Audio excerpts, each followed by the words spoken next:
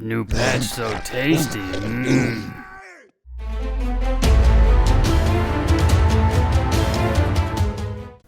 Agon, a world plagued by Imba. Most of the world has been forgotten. Cities empty, racial lands uninhabited. All because of one. Humans. Every day, these great sword-wielding humans wake at sunrise with slaughter on their minds. With their long arms, great swords, and perfect hitboxes, they wreak havoc on gimps, terrorizing the lands with no remorse. After a day of slaughter, they proceed to the interwebs to brag about their doings in the land of Fall. It seemed there would never be hope for the lesser races. Until one October night, when the humans returned to their castles. This one didn't sleep well due to horrible and unfamiliar sounds in the night. Little did the humans know, after next morning's patch, the meta would never be the same.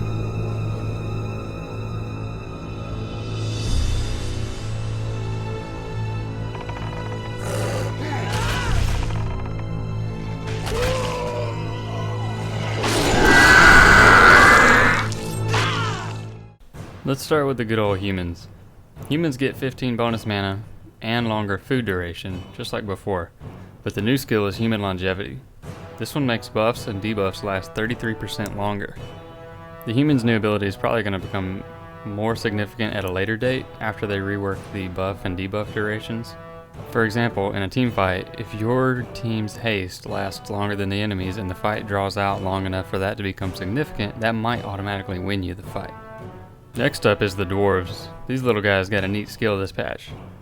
They still get 10 bonus hit points, and their armor and melee weapons they craft still receive durability bonus, but the big one is Dwarven Perseverance. This skill looks like it's going to cost around 30 mana and last for about a minute and a half based on BPG's preview video. While this skill is active, stamina consumption is reduced by half, so this could be a seriously useful skill if you can drag a fight out long enough for running out of stats to become relevant. And I'd say use it early. It's better to use it and not need it than die and not have used it. Alright, Alfars. Alfars still get 15 bonus mana, but their other two skills are new. Staves crafted by Alfars are going to have increased durability, but the big one for these guys is the Alfar Resilience, which gives them an extra 1.5 magic protections across the board. This means they have 2 protections right away, right from the character creation screen. This is going to make them a little more challenging to beat in a mage fight, but it could also be really powerful just by stacking protections if you want to play in heavy, like full plate. You could easily get your magic protections into the 20s using Mage Hunter, or just protection and chance or spells. I really like these guys. Great new skill, and it fits. The King! Yeah, you know what I'm talking about, the Orcs. You've seen the patch notes. Everyone is so excited about this one. They still get 10 hit points like before, but the new skill, Orcish Capacity, lets them carry 15 more weight limit. And it seems kind of minor, but it could be the difference between being encumbered or not, if you're in a big fight and you just grab a bag real quick. The big one for these guys, though, is Orcish Brutality. Before it was just a bonus damage with axes, but now it gives about 2.5 damage per hit with all melee weapons. Yes, all of them. You thinking knife synergy here? No one's going to be able to match the raw DPS of these guys using knives. Moving right along to the Murdanes, or Elves. They got a really strong skill this patch too, similar to the Orcs. First off, they receive 15 stamina instead of mana now.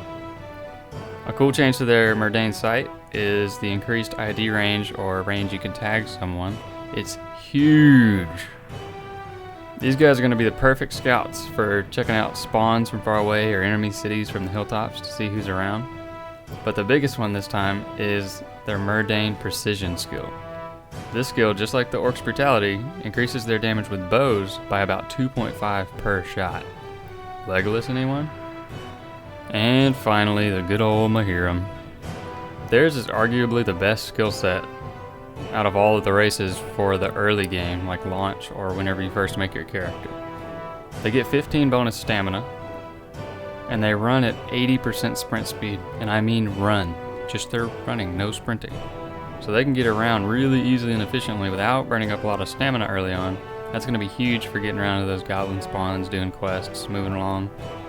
It's just a really cool skill, feels good, really convenient. But the biggest one this time around, Mahiram reflexes.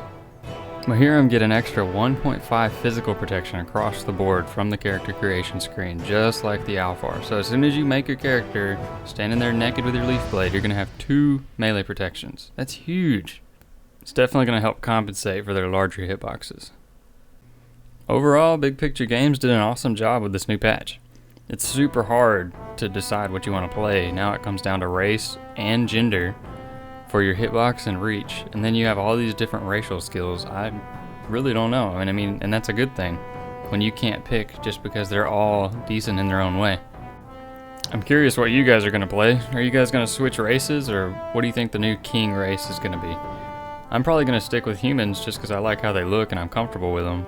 But if I could choose a package, I'd probably just pick the Mahiram one. Thanks for watching, and we'll see you in the next one.